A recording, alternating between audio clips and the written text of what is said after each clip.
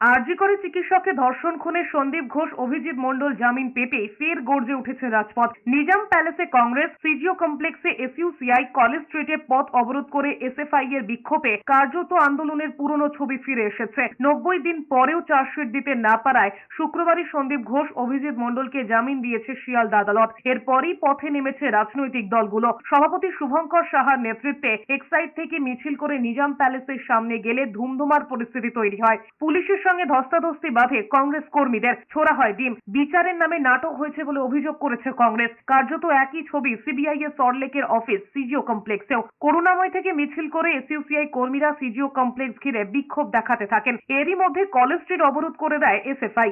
যতক্ষণ না অভয়ের বিচার পাবেন ততক্ষণ পথে থাকবে বলে হুঁশিয়ারি দিয়েছে এসএফআই এর সদস্যরা।